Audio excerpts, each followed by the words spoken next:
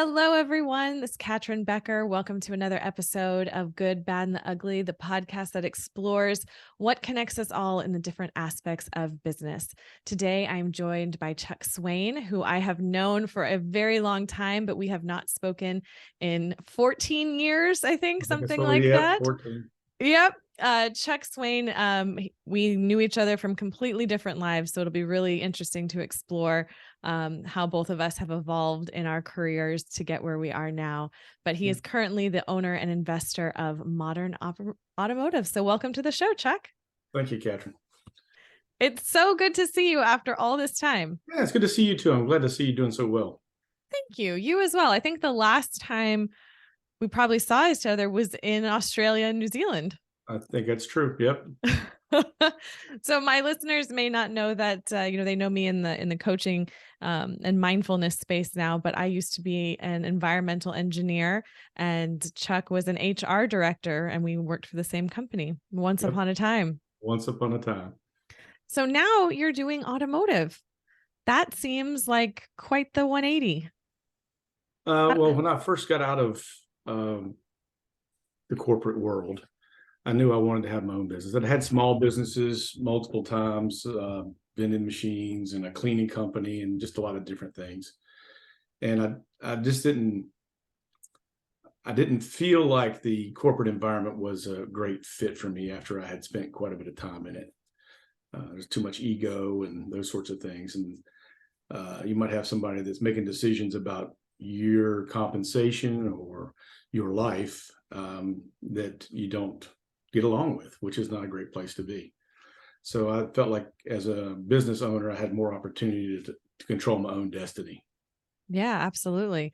What was that transition like for you? Because, especially when you've been in the, corporate world for so long as we both were, I know for me, it's like, it was very lonely to make that transition. And the idea that there's no one above you, there's not so much of a safety net as you have with corporate. Did you feel something similar or did you have a different experience? Well, I didn't, again, my experiences with, I'm not trying to bash corporate America or whatever. And I think there's great opportunities there for a lot of people. And for me, it just turned out to be not a great fit. And I'd always wanted to have my own business. And when I left that company that you and I both worked for, I guess we're not naming them. When I left that company, I didn't do it intentionally. It just I didn't know. Happen. This is my first time doing one of these, so if I'm screwing up, you got to let me know. You're doing great. Is there a beep button to beep if I'm not supposed to say a word? Or I don't know. We'll take care of it in editing. It's fine. Okay. So when I left that company, my wife, I was looking. I just do what I knew to do was to find another job in HR. And I spent quite a bit of time. I was interviewing for a VP of HR for another company in the DFW area where we lived at the time. And so when I lived in Australia, that's when I started doing CrossFit very seriously and had gotten several certifications, et cetera. And while I was interviewing, I started working at like a local Globo gym as a personal trainer. And long story short, I guess, or long story long, however it turns out to be, that I did not get that VP job. I ended up with two of us and they just went the other direction. And it was pretty hard on my ego, and as a man, I'm supposed to be the breadwinner. Hold on, we got to get a little octave lower. As a man, I'm supposed to be, be the breadwinner for my family. That's, those are the kind of the things that I grew up on. And I wasn't doing that. Right. And my wife was working night shifts. And she said, look, Chuck, you've always wanted to have your own business. Do it now or shut up about it. We can live on what I make. Let's do it. So I started a CrossFit gym in Texas. And then fast forward a few years later, my parents came down for one of my kids was getting married and learned that my dad wasn't doing well. He had a blood cancer and some other things. And my wife, Melissa, says, it's time for us to move back home. And that's Virginia for us, where we both went to school and all that sort of stuff. I mean, neither one of us really wanted to. There's something about, there's a lot of opportunity in small town, but there's also the small townishness of it. And when you've, lived in Australia and Texas and those sorts of things, you've gotten to see something outside of that, it can leave you a little wanting. Mm. So we did. We sold the business to a head coach. Moved back. Actually, took another HR job. I was a VP of HR for a small company in Roanoke. But all the time, I was looking for a business to buy, and I looked at anything and everything. I was like a Subway franchise, just all kinds of different things. And the opportunity for this automotive repair business came up, and I started to investigate it, and that's kind of how I ended up where I am. So, I mean, from what I'm hearing, you always sort of had that sort of entrepreneurial bug. And I know from my experience, like you go to, ninth grade, 10th grade, 11th grade, 12th grade, college, like, Right. and then you work. Like, I never even considered entrepreneurship as an opportunity. Like the thought of being an entrepreneur isn't something that was very common in my family. I mean, It wasn't in mine either. About a generation back, so my great grandfather, there used to be a sawmill here in town, Swain Lumber. Surprise, surprise. And they did pretty well. My uncle owned it after him, and then it kind of big global, the Home Depots and Lowe's and stuff of the world moved in and just sort of killed it. So that's my only experience with it. Was as a nephew of one of my uncles that had it, and working there, and him, he was old school, so it was an interesting environment. That sounds like a whole nother episode. Yeah, that is another episode. Well, I think we mentioned that there's negative parts of working in corporate America, and obviously there's great parts as well, since both of us did it for many, many years. And I think there's different ways that you sacrifice versus being a business owner or being in corporate America. So what has that looked like for you, and where have you found yourself having to make sacrifices? I was always pretty driven. So even when I had paid vacation, I rarely ever took it. I just had enough on my plate that it was, well, if I leave, that's just going to stack up while I'm gone. And it just, I think my wife and I took our first full week of vacation like a year or two ago. Was the first time, and April will be 30 years we've been married. So Congratulations. yeah, thanks. So it was just, for me, that part of it was different. And my wife just walked in. Hey, come on over, say hi. Say hi to Catryn. Hi, Melissa. Lord, I've lost the question now. Where were we? Oh, sacrifices. Sacrifices. So you only have your job on the line when you're working for a company. At the end of the day, and they're reasonably fungible. You lose a job, you can get another one. When you're a business owner, you have the livelihood of all the folks that are working for you on the line. But I think having had the corporate experience has helped me be a business owner too. I learned a lot from working for big companies and how they manage and train and all those sorts of things, and manage risk. Owning a business has been, I had the MBA while I was in the corporate world because it was a ticket you needed to punch to get to the next level, not because I thought it taught me something that I needed to have. I did the same thing. Yeah. And owning a business is way more educational than an MBA, in my opinion. I think that's just true of any, college. You learn all of these things, and it's completely theoretical, and it's, as soon as you actually get hands-on, it's so different. Yes. Or when you have some skin in the game, something to lose. Yeah. And it's not just about tuition that, you have to pay the bill down the line. Yeah. I need to do this work so I can get that grade, and then I'll have this opportunity down the road. Right. Right. Exactly. I'm sorry. You were also saying? I don't know. I don't have any idea. Oh, it's all good. I found that, I believe that relationships are everything. That's how people see you and feel about you is really has a large part on success. People like to do business with people that they like, and They know, like, and trust. Exactly. And when you're in the corporate world, of course, relationships are important. I mean, I always made sure I made friends with HR. I made friends with IT, Right. make friends with the people that can really help get things done. But, if there's someone in your department that you don't like, it's kind of just, it's the way a cookie crumbles, right? There's not Right. much you can do about it. And it's so different building relationships in entrepreneur world, where it's so much more about partnerships almost. Have you found that to be the case in your journey as well? Well, as an owner, if you have somebody you don't like, you can free them up for another opportunity. So you have that. That's such a good HR response. Free them up for another opportunity. I love it. Yes. But no, that's absolutely. I mean, I just recently, in the last 2 months, hired a GM to run the shop, and having a rapport, being able to just talk about things that aren't business related, improves our business discussions, right? So if all your communication is just transactional, there's something that's lost. Mm. Yeah, absolutely.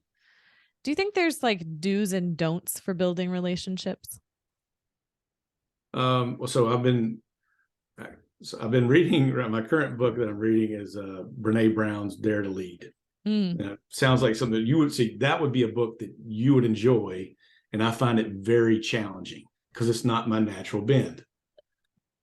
Right, I'm really struggling through this book, but there are a lot of things that she talks about, and she gave this one example about her daughter had been picked on at school or something to this effect, and the teacher had a marble jar that every time somebody did something nice, they put a marble in. When they did something bad, she poured out like a half a jar of marbles because these other kids were picking on Brene's daughter. And she thought, it really is a lot like, so what do you get a marble for? Well, you just were nice to somebody. You did, ask about them. Somebody knows your family's names. It's nothing heroic or huge, but it is being interested instead of trying to be interesting. I think that's what really builds those relationships. The old cliche about people don't care what you know until they know that you care. There is some truth to it, even though it's kind of like cat posterish. Hang in there. Yeah, hang in there. But yeah, I think that's the big thing is just you have to genuinely care. You do that, and the rest of it kind of takes care of itself.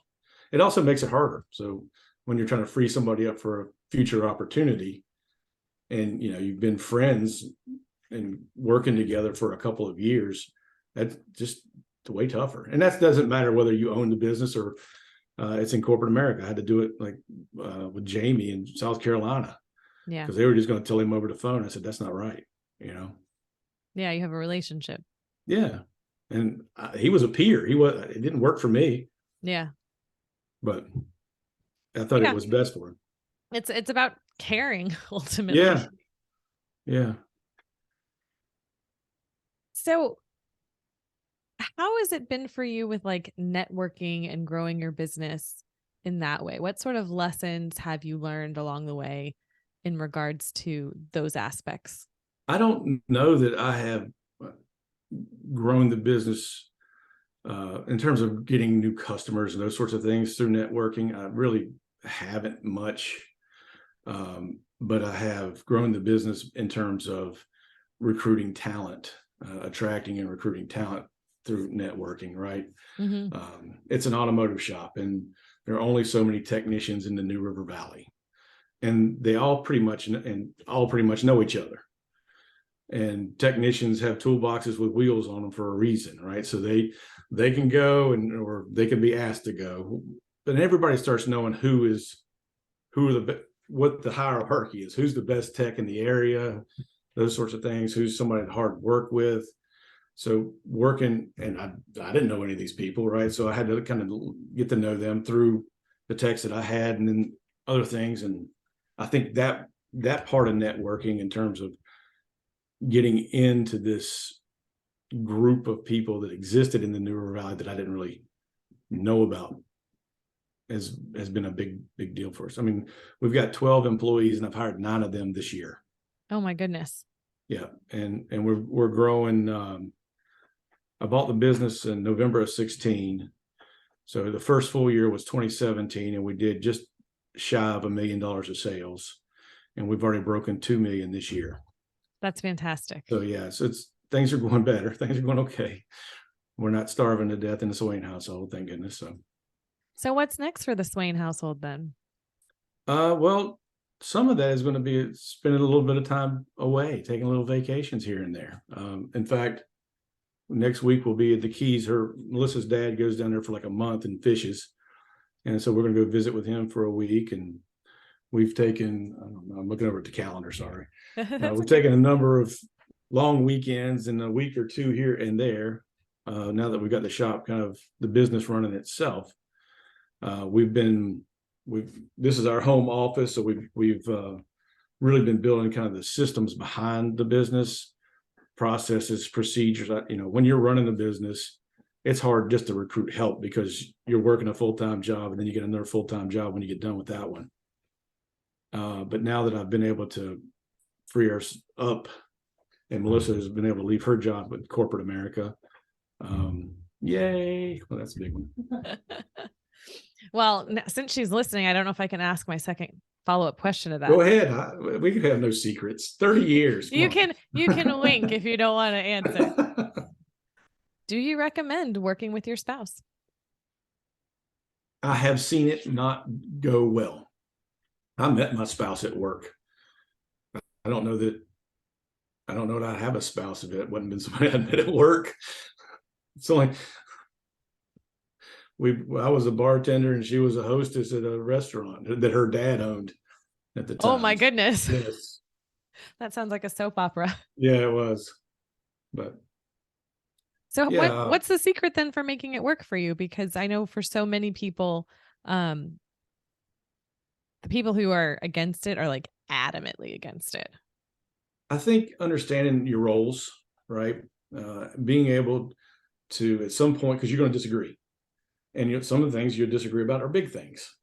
So you had to say, okay, we don't have to be mad at one another just because we have differing opinions.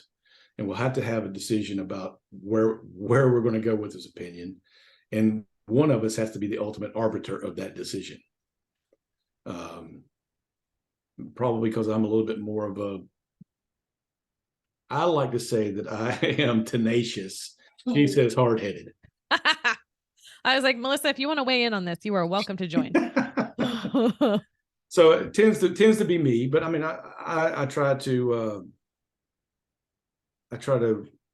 consider those positions and opinions and those sorts of things. And I'm not always right. I don't have all the answers, not even close. So when I had the gym, we differed on what should we charge a member?